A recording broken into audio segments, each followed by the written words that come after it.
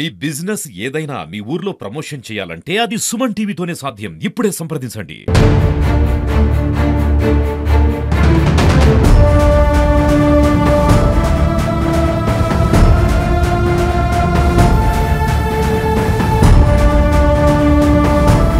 అదే దాని కారణం ఇక్కడ ఏం లేదు. నేను ఆమెను ప్రత్యక్షంగా వేధించింది లేదు. ఇక్కడ ఆమె ఏంటంటే ఎలక్షన్కి సంబంధించిన ఒక ఫ్యాక్ట్కి సంబంధించి తన ఇష్టం రీతిలో వార్డులలో జనాన్ని కూడా విభజించి ఇప్పుడు నేను కంప్లైంట్ చేసింది కలెక్టర్ గారికి నేను చేయడం జరిగింది. కలెక్టర్ గారికి నేను కంప్లైంట్ చేసిన తర్వాత వెల్కమ్ టు సుమన్ టీవీ. ఏదైతే మనం నిన్న సోషల్ మీడియా మాధ్యమాలలో కానీ ప్రముఖ మీడియా పత్రికలలో కానీ తట్టుపల్లి గ్రామ పంచాయతీ కార్యదర్శి ఆత్మహత్య ప్రయత్నం చేసిందని చెప్పేసి దానికి కారణం డివై గిరి అని చెప్పేసి తను ఒక మరణ వాంగ్మూలం రాసి ఆత్మహత్య ప్రయత్నం చేయడం జరిగింది. ప్రస్తుతం ఏదైతే ఆరోపణలు ఎదుర్కొంటున్న డివై గిరి ప్రస్తుతం మనతో పాటు ఉన్నారు. వాళ్ళని అడిగి తెలుసుకునే ప్రయత్నం చేద్దాం. మీరు ఏం చేస్తారండి? నేను ఈ ప్రాంతంలో 35 సంవత్సరాలుగా జర్నలిస్ట్గా పనిచేస్తున్నాను. ఎలక్ట్రానిక్ అండ్ ప్రింట్ మీడియా విభాగంలో చాలా చేసినాం. ఈ ప్రాంతంలో ఈ జిల్లాలో ఇక ప్రశ్నించే హక్కుగా ఒక జర్నలిస్టుగా హక్కుల నేతగా నేను ఇక్కడ ఉంటున్నాను. ప్రస్తుతానికి నేను ఇండిపెండెంట్ జర్నలిస్ట్గా జై బహుజన్ టీవీ అనేది ఒక ఛానల్ని మనము ఓటీటీ ప్లాట్ఫామ్ మీద నడుపుతున్నాం. అయితే ఇది కురివి మండలం మహబూబాబాద్ జిల్లాలో ఉంటుంది, కొత్త జిల్లా. ఇక్కడ ఈ జిల్లాలో తట్టుపల్లి అనే గ్రామం మా సొంత గ్రామం. అయితే మీరు ఈ గ్రామస్తులే, ఈ తట్టుపల్లి గ్రామస్తులు. అయితే నిన్న ఒక అమ్మాయి అంటే ఇక్కడ పనిచేసి ఉండే 2 సంవత్సరాలుగా గతంలో 2 సంవత్సరాల నుంచి విధులు నిర్వహిస్తున్న గ్రామ పంచాయతీ కార్యదర్శి నాగలక్ష్మి ఆత్మహత్య ప్రయత్నం చేసింది. దానికి మీరే కారణం అంటూ ఒక ఆరోపణలు మీ మీద వచ్చాయి. అంటే కొన్ని మీడియా మాధ్యమాలలో కావచ్చు, ప్రముఖ పత్రికలలో కానీ మీ మీద ఆరోపణలు వచ్చాయి, అంటే ప్రింట్ మీడియాలలో. కానీ దాన్ని మీరు ఎలా స్పందిస్తారు? అసలు ఏంటి కారణం? మీ వల్లనే జరిగిందా? వాస్తవానికి ఆమె మరణ వాంగ్మూలం రాసినట్టు సోషల్ మీడియాలో నేను చూసిన. దాని ప్రకారం ఎప్పుడైతే నేను సోషల్ మీడియా ప్లాట్ఫామ్లో చూసిందో అప్పుడే నేను ఇక్కడ ఉన్న స్థానిక ఎస్ఐకి ఫోన్ చేసి చెప్పిన, ఇప్పుడు నా మీద ఆరోపణలు వచ్చినప్పుడు నేనే బాధ్యుని అయితే అని ఉండాలి, నిందితునిగా నేను స్వీయ విచారణ కోరుతున్నా. దీని మీద ఎట్లా ఏదైతుందో మీరు అతి త్వరగా ఒక ఎఫ్ఐఆర్ నమోదు చేసి, ఆమె నా మీదనే పెట్టలేదు, ఆమె మొత్తం కూడా మండల్ పరిషత్ అధికారి ఎంపీడీఓ మీద, మరి మండల్ పంచాయతీ అధికారి మీద, జిల్లా కలెక్టర్ కానీ లేకపోతే ఇంకా పై అధికారులు, ఆమె పై అధికారులు ఎవరైతే ఉన్నారో వాళ్ళందరూ కూడా ఈమెను సస్పెండ్ చేసే ప్రయత్నం చేస్తున్నారు అనే ఒక అపోహ మీద ఆమె ఒక అపోహకు వచ్చి ఈ యొక్క ఒక మందు, అంటే అది దోమల నివారణకు సంబంధించిన మందు తాగినట్లు ఆమె రాసింది. అదే ఎందుకు అసలు తన కారణాలు ఏంటి? అదే దాని కారణం ఇక్కడ ఏం లేదు. నేను ఆమెను ప్రత్యక్షంగా వేధించింది లేదు. ఇక్కడ ఆమె ఏంటంటే ఎలక్షన్ కి సంబంధించిన ఒక ఫ్యాక్ట్ కి సంబంధించి మా విలేజ్ లో ఒక 10 వార్డులు ఉంటే ఆ 10 వార్డులలో ఉన్న పబ్లిక్ ని సుమారు 500 మందిని వేరే వార్డులలో బైఫర్గేట్ చేసి ఒక ఇంటి నెంబర్లు ప్రామాణికం చేసుకోకుండా, ఒక బజారు ప్రామాణికం చేసుకుండా, తన ఇష్టం రీతిలో వార్డులలో జనాన్ని కూడా విభజించి ఆ యొక్క వార్డులలో ఇంకెవరైనా పోటీ చేస్తే కూడా గెలవకుండా ఇక్కడ ఉన్న రాజకీయ నాయకులతోని ఇక్కడ మాజీ బిఎల్ఓని ఆశ్రయించి వీళ్ళు ఒక నోటు ముందుగానే తయారు చేసి ఇంటి దగ్గర. నాకు అర్థం కాలేదండి కరెక్ట్ గా. అంటే తను చేసింది మీరు వేధించిన వేధింపుల కారణం కాదంటారు మీరు? లేదు, వేధింపులు అనేది నేను లేదు. అదేమైనా ఉంటే ఆమె చట్ట ప్రకారంగా ఆమె చర్యలు తీసుకోవచ్చు. నేను కేవలం ఓటర్ లిస్టుల మీద తప్పుడు సమాచారం ఇస్తుంది అనే దాని మీద నేను కంప్లైంట్ చేసిన. అది కూడా ముసాయిదా ప్రకటన తర్వాత చేసినాం. మీరు కంప్లైంట్ చేసిన ప్రూఫ్స్ ఉన్నాయా? ఇప్పుడు నేను కంప్లైంట్ చేసింది కలెక్టర్ గారికి నేను చేయడం జరిగింది. కలెక్టర్ గారికి నేను కంప్లైంట్ చేసిన తర్వాత మళ్ళీ సెకండ్ మన ఎన్నికల సంఘానికి కూడా నేను కంప్లైంట్ చేశాను. ఎన్నికల సంఘానికి నేను 17వ తారీఖు కంప్లైంట్ చేస్తే 25వ తారీఖు నాడు ఇప్పుడు ఇది ఎన్నికల సంఘం అండి.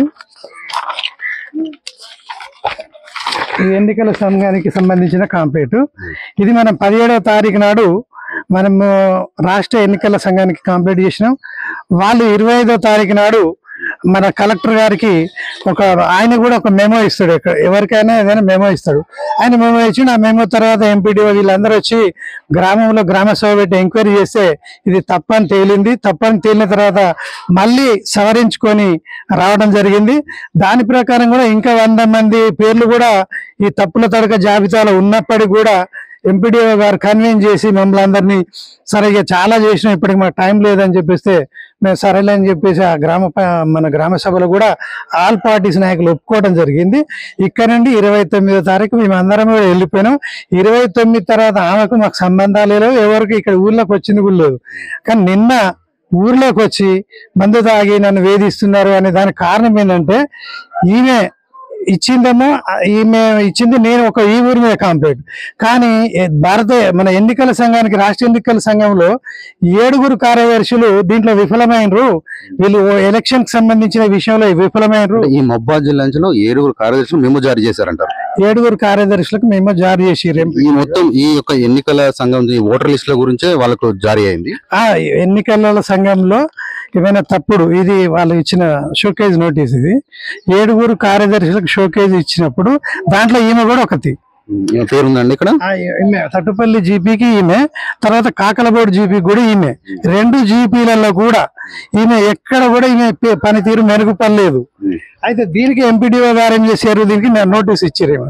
ఈ నోటీస్ షోకేజ్ నోటీస్ ఇచ్చిరే ఈ కార్యదర్శులందరూ కూడా ఈ ఉద్యోగం పోతుందనే ఒక భయంతోని ఇప్పుడు గతంలో మరిపేటలో కూడా ఇలాంటి బ్లాక్ మెయిలింగ్ చేసిరు వాళ్ళు. ఇది కార్యదర్శులు అందరు కలిసి, నాకు తెలిసి రెగ్యులర్ కార్యదర్శులు ఎవరు ఈ నేరం చేయట్లేదు, ఎవరిని బెదిరించట్లేదు. అంటే రెగ్యులర్ కార్యదర్శి కాదు ఈమె ఒప్పందం అంటే ఈమె కాంట్రాక్ట్ బేసిక్ కార్యదర్శి. ఇక్కడ 2 సంవత్సరాల నుంచి పనిచేస్తుంది.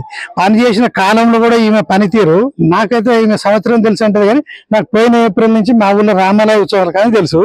అప్పుడు ఈమె 2 సంవత్సరాల కాలంలో పనిచేసింది కూడా మొత్తం కూడా ఇక్కడ అన్ని నిధుల దుర్వినియోగం, పనిలో అలసత్వం, పబ్లిక్ తోని ఇంటరాక్ట్ కాకపోవడం. ఆమె కూడా ఒక దళితురాలయండి, దళితుల పట్ల అమానుషంగా ప్రవర్తించడం, యువకుల్ని కానీ ఎవరిని కానీ. ఇక్కడ గ్రంథాలయం ఉంది, గ్రంథాలయం తీయదు. ఇక్కడ వాటర్ ప్లాంట్ ఉంది, వాటర్ ప్లాంట్ పట్టించుకోదు. మేము మా తండ్రి గారి పేరు మీద మేము ఇచ్చిన వాటర్ ప్లాంట్ లో కనీసం కరెంటు బిల్లులు కట్టకుండా వాటర్ ప్లాంట్ ను ఇంతవరకు నడపట్లేదు. ఇవన్నీ నేను అడగలే, ఊరు వైజ్గా నేను అడగాలి, కానీ ఊళ్ళో ఎవరిని అడిగినా బెదిరించడం, బ్లాక్ మెయిల్ చేయడం. అంటే నాలాంటి ఇంత సీనియర్ అయిన జర్నలిస్ట్నే చిన్న విషయంలో బ్లాక్ మెయిల్ చేసి మందు తాగినని చెప్తుంది కదా.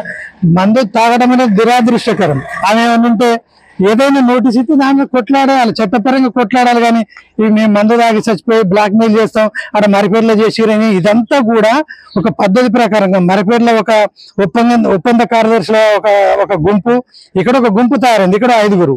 వీళ్ళందరూ కలిసి అధికారులను ఇవాళ బ్లాక్ మెయిల్ చేయించడానికి వీళ్ళందరూ ముందుగానే ఒక 3 కిలోమీటర్ తట్టుపల్లికి 3 కిలోమీటర్ల దూరంలో వీళ్ళు ఉండి ఒక కారు పెట్టుకొని ఈ నటన ఆడి ఈమెతో ఇట్లా అయినట్టు చేసి వాట్సాప్ లో పెట్టగానే వీళ్ళు వచ్చి హాస్పిటల్ తీసుకుపోయినట్టు ఇదంతా క్రియేట్ చేసారు. అంటే ఇక్కడ ఎవరైతే డివై గిరి గారు చెప్పేది ఏంటంటే ఇదంతా కావాలని ఉద్దేశపూర్వకంగా చేశారని చెప్పేసి తన మాటలు వాళ్ళు తెలుపుతున్నారు. అసలు ఏం జరిగిందంటే ఈ గ్రామంలో నాగలక్ష్మి 2 సంవత్సరాలుగా విధులు నిర్వహిస్తూ ఉంది. కానీ ఆమె రెగ్యులర్ పోస్ట్ కాదు, ఆమె ఒక కాంట్రాక్ట్ బేసిక్ మీద తను ఇక్కడ గ్రామ పంచాయతీ కార్యదర్శిగా పనులు నిర్వహిస్తుంది. డివై గిరి వచ్చేసి ఇక్కడ బహుజన టీవీ ఛానల్ ఒక సీనియర్ రిపోర్టర్. గతంలో కూడా కొన్ని మీడియా పత్రికల్లో కూడా తను రిపోర్టర్ గా పనిచేసిన అనుభవం తనకున్నది.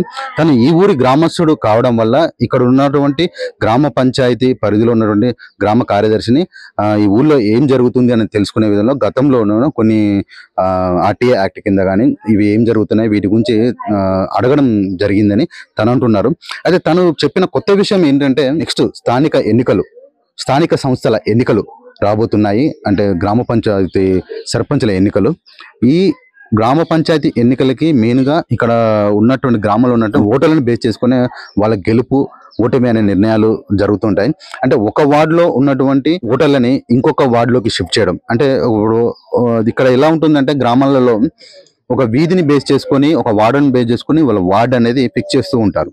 ఈ 1వ వార్డు, 2వ వార్డు, 3వ వార్డు, 4వ వార్డు అని ఇట్లా ఒక వార్డులో ఉన్న ఎక్కువ ఓటర్లు అంటే ఒక పార్టీకి చెందినటువంటి ఓటర్లని ఇంకొక 2వ వార్డులో ఎవరైతే నిలబడతారో ఆ పార్టీకి సంబంధించిన నాయకుని కానీ వాళ్ళ గెలుపు కొరకు ఈమె సహకారం చేసిందని చెప్పేసి డివై గిరి అంటున్నారు.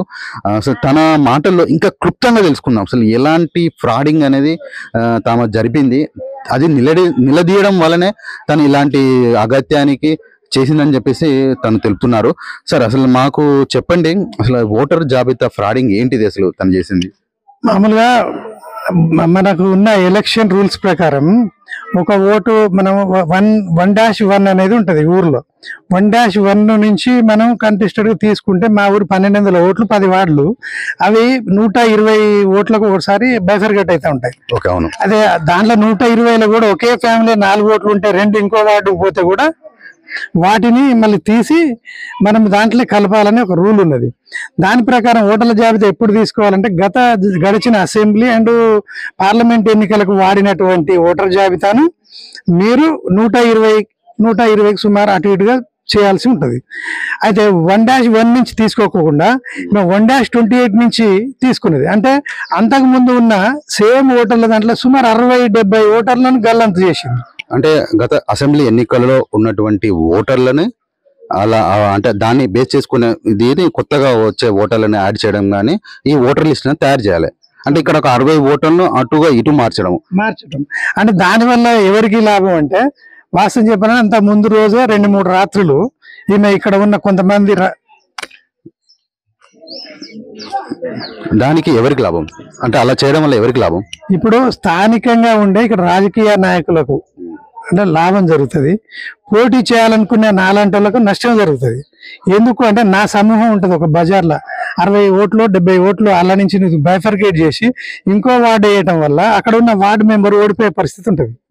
ఎందుకుంటది, ఒక ఫ్యామిలీలో కానీ ఆ బజార్లో కానీ తనకు ఉన్న ఇన్ఫ్లుయెన్స్, వార్డు అంటేనే ఆ వార్డుకు సంబంధించిన 120 ఓటర్స్ కి సంబంధించిన ఇండ్లకు అభివృద్ధి చేసే ఒక నాయకుడు అతను.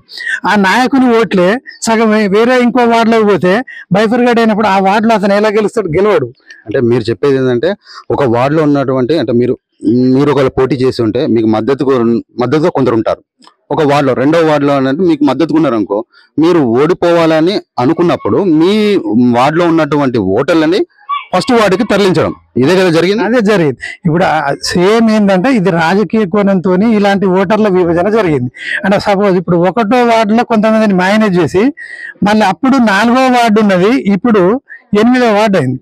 అంటే రోస్టర్ ఇప్పుడు గతంలో గడిచిన ఈ రెండు టర్ములు ఒకే రిజర్వేషన్ ఉంది. 2 టర్ములు ఒకటే రిజర్వేషన్ ఉన్నప్పుడు వార్డులకు కూడా అదే ఉంటది కదా, సర్పంచ్కి అదే ఉంటది కదా. మరి అయినప్పుడు 7వ వార్డు ఎస్టీ ఉంటుంది. 7వ వార్డు గతంలో 7వ వార్డు మొత్తం ఎస్టీ వాళ్ళది, అది ఇప్పుడు 10వ వార్డు ఎస్టీ వాళ్ళని 10లో కలిపింది ఆమె. మరి 10లో వాళ్ళు ఎస్టీ వాళ్ళు ఉంటారు, అక్కడికి వచ్చేసి ఇప్పుడు అది బీసీ మహిళ ఉంది. అంటే చూడండి, మనము ఆమె చేసిన పనికి వార్డుల రోస్టర్ కూడా మారిపోయింది. దానివల్ల ఏం ప్రాబ్లం అంటే అక్కడ ఉన్న వార్డు అక్కడ ఉన్న నేత కాకుండా మళ్ళీ గ్రామంలో ఇంకో కమ్యూనిటీ నేత అక్కడ పోవాల్సిన పరిస్థితి వచ్చింది. దీనివల్ల ఇది చాలా పెద్ద నేరం. ఎన్నికల నిబంధనల ప్రకారం వాళ్ళు చాలా దీన్ని తక్కువ అంచనా వేస్తున్నారు, పెద్ద నేరంగా పరిగణిస్తున్నాం. అది ఏంటంటే 450 ఓటర్లు 450 మందిని గల్లంతు చేసి ఈ రోజు మళ్ళీ నాకేం జరిగినట్టు సస్పెండ్ అయితే అనే ఉద్దేశం మీద చెప్పడం తప్ప వేరే ఉద్దేశం లేదు. పక్క మాజీ బిఏలు ఇక్కడ ఉన్న కొంతమంది పార్టీ నాయకులతో కుమ్మక్కైంది చేసి మళ్ళీ పైగా నా మీద సోషల్ మీడియాలో తన కార్యదర్శుల సమూహం అయితే వ్యక్తిగతంగా నా ప్రతిష్టను నా జర్నలిజం మీద ఆమె మచ్చ వేస్తూ చాలా వ్యక్తిగత పరిస్థితిని దెబ్బతీసే విధంగా ప్రచారం చేస్తారు. కొంతమంది అయితే ఏదో నేను అట్లా లైంగిక ఆరోపణలు చేసినట్లు కూడా నేను పోస్ట్ చేస్తున్నారు. వాళ్ళు ఎవరో కాదు, ముఖ్యంగా కాంగ్రెస్ నేత డోర్నకల్ ఎమ్మెల్యే ఆయన సంబంధించిన వ్యక్తుల ద్వారా తిర్లాపురం సంబంధించిన ఒక కొన్ని సృజన్ అనే వ్యక్తి అయితే చింతపల్లికి సంబంధించిన మహేష్ జరిపతుల మహేష్ అనే వ్యక్తి ద్వారా ఈ ప్రచారం చేస్తూ డోర్నకల్ ఎమ్మెల్యే గారు దీన్ని సర్దిద్దకపోగా సమస్యను జటిలం చేసి ఈ రోజు ఇక్కడ రాజకీయాలను కలుషితం చేస్తున్నాడు. ఇది మంచి పద్ధతి కాదు. మిస్టర్ ఎమ్మెల్యే గారు మీకు ఇదే చెప్తున్నాం, సుమన్ టీవీ ద్వారా మీకు ఒకటే చెప్తున్నా, మీరు ఎప్పుడు కూడా మిమ్మల్ని కూడా రాజకీయాలకు తీసుకొచ్చింది ఈ డివై గిరి వల్ల నేను రాజకీయాలకు వచ్చి నీ పాలనలో అనేక అవినీతికి నేను నొక్కి చూపిన కాబట్టి 3 రోజుల క్రితం ఈ కార్యదర్శితోని 3 రోజుల క్రితం నువ్వు మాట్లాడి ఈ రోజు నా మీద బురద జల్లే కార్యక్రమం తీసుకున్నావు. ఇది పెద్ద విషయం కాదు, నేనే నా మీద కేసు పెట్టాలని స్వీయ విచారణకు నేను రెడీ అవుతున్నా. నేను మీకు దమ్ముంటే నేను పబ్లిక్ గా చెప్తున్నాను, మా ఊర్లో దీన్ని పబ్లిక్ మీటింగ్ ద్వారా నువ్వు ఖచ్చితంగా నువ్వు ఇక్కడ నిలబడాలని కార్యదర్శి నువ్వు ఎవరికైతే సలహాలు ఇస్తున్నావో అదే కార్యదర్శిని తీసుకొని ఇక్కడ నిలబడు. ఈ విచారణకు నేను పబ్లిక్ రెడీగా ఉన్నా. ఈ చిన్న విషయాన్ని నువ్వు పెద్దగా చేస్తున్నావు, మరి ఇటువంటి చర్యలు ఆపాలని నేను కోరుతాను. కొంతమంది అయితే సోషల్ మీడియా ప్లాట్ఫామ్ల ద్వారా దుష్ప్రచారం చేస్తున్నారు. మరి నేనట లైంగికంగా కూడా వేధించిన ఒక దుష్ప్రచారాలు కాంగ్రెస్ పార్టీకి సంబంధించిన కొంతమంది చోటా నేతలు సోషల్ మీడియా ప్లాట్ఫామ్ మీద చాలా ప్రచారం చేస్తున్నారు. అది నాకు చాలా బాధ అనిపించింది. ఇక డివై గిరి గారు చెప్పేది అంటే ఇదంతా కక్షపూరితంగా ఉద్దేశపూరితంగానే చేశారని చెప్పేసి తను మనతో పాటు అంటున్నారు. అసలు ఎందుకు చేయాల్సి వచ్చింది, అసలు ఎవరు కారణము, అసలు ఇలా చేస్తే ఎవరి స్వలబ్ధి కొరకు ఇది చేయాల్సి వచ్చిందో వారి మాటలు మళ్ళీ అడుగుదాం.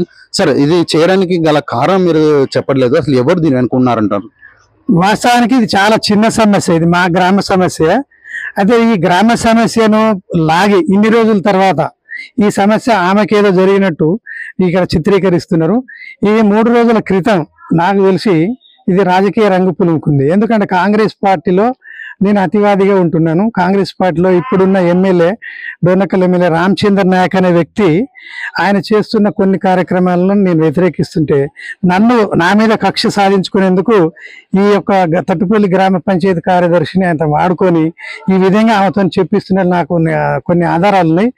దానికి సంబంధించి నేను మాట్లాడేది ఏంటంటే ఇక్కడ ఉన్న పార్టీ నాయకులు ఆమెతో అంటగా అవుతున్నారు. ఆమెకు సంబంధించిన వాళ్ళే కాంగ్రెస్ పార్టీ వల్ల అయినా ఆమెతో అంటగాగి మాజీ బిఎల్ఓ ఇక్కడ ఉన్న కాంగ్రెస్ గ్రామ పార్టీ అధ్యక్షుడు వీళ్ళందరూ కూడా ఈ ఓటర్ లిస్ట్ గ్యాంబ్లింగ్ లో ఉండిపోయారు. దీన్ని నేను అడగడంతోనే ఈ కోపమే అంటే ఆపిన తర్వాత ముసాయిదా తర్వాత కూడా మంచి చేసినాం. కాబట్టి ఇప్పుడు నా మీద ఏ విధంగానైతే అక్రమ కేసు పెట్టి నన్ను అడ్డుకునే ప్రయత్నం చేస్తున్నాడు. కాబట్టి ఈ డోర్నకల్ ఎమ్మెల్యే రామచంద్ర నాయక్ దీంట్లో కుట్రలో బాగా ఉన్నాడు. ఆమె అమాయకురాలే.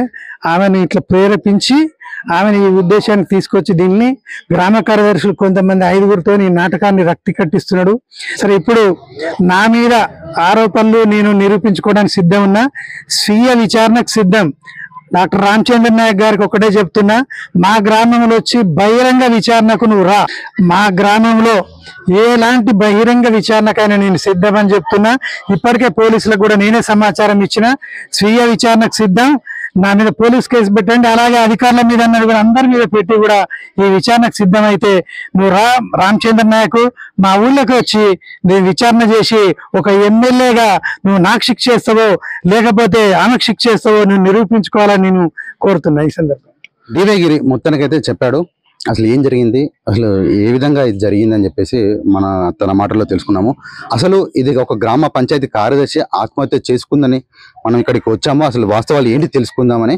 కానీ ఇక్కడికి వచ్చినాక తెలిసింది ఇది గ్రామ పంచాయతీ ఆత్మహత్య వెనకాల ఒక నెక్స్ట్ స్థానిక ఎన్నికలు రాబోతున్నాయి కదా, ఆ స్థానిక ఎన్నికలలో ఇక్కడ ఉన్నటువంటి వార్డులలో ఓటర్లను గ్యాంబ్లింగ్ అంటే ఓటర్లను మార్పు గల్లంతు చేయడము, అంటే అటు ఓటర్లని వాళ్ళ స్వలాభం కొరకు అంటే ఓట్ల కొరకు ఇలాంటి గ్యాంబ్లింగ్ చేశారని చెప్పేసి ఇక్కడ డివైగిరి చెప్తున్నారు. వీటి గురించి ఈ ఓట్ల గల్లంతు గురించి కూడా తను ప్రూఫ్స్ తోని ఎలక్షన్ కమిషనర్ కి మెయిల్ పెట్టడం జరిగింది. ఆ మెయిల్ పెట్టిన తర్వాత అక్కడ ఎలక్షన్ కమిషనర్ కూడా వీరికి చర్య తీసుకోవడానికి షోకాజ్ నోటీసులు కూడా జారీ చేయడం జరిగింది. అసలు దీని వెనకాల చూస్తే ఒక రాజకీయ రంగు పులుముకున్నదని చెప్పేసి మనతో పాటు డివైగిరి అంటున్నారు.